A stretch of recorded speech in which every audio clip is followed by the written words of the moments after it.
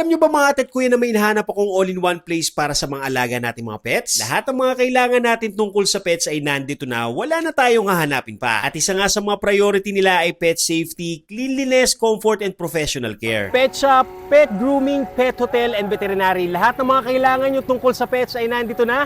Tara, samahan niyo ako. Dito nga pala yan sa Super Pets mga ate at kuya. Located sila sa Roca Drive, La Residencia Subdivision, Pio Cruz Cosa, Kalumpit, Bulacan. Mga grooming services din sila dito para sa mga fur babies natin. Meron silang full grooming na kumpleto na lahat. Meron ding bath and blow dry. Meron ding haircut and nail trim. Kumpleto na rin dito lahat halos sa mga supplies para sa mga fur babies natin ay nandito na rin sa kanila lahat. Pet hotel services din sila dito. Meron silang overnight stay, daycare at vacation stay. Alam nyo, saktong-sakto to lalo na kapag may mga lakad tayo na hindi natin pwedeng isama yung mga fur babies natin. Air condition yung mga room ng mga pet, disinfected na rin. May pet attendant care, merong CCTV monitoring by hotel personnel. At i-update nila tayo tungkol sa pets natin para hindi tayo mag-alala. Yung mga veterinary services din sila dito gaya ng vaccinations, deworming, consultation and confinement, laboratory services at kahit na rin yung surgery. Kompleto na rito para sa mga fur babies natin. Lahat ng mga kailangan natin para sa mga pets ay nasa isang trusted place. At dito lang yan sa Super Pets. Hello po mga ate at kuya, nandito po tayo sa Super Pets. Ang Super Pets po ay nag-o-offer ng pet supplies, pet grooming, pet hotel, and veterinary clinic. We have 2 branches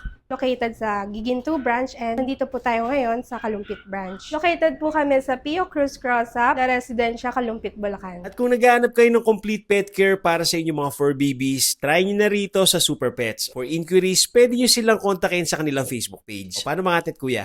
Tara!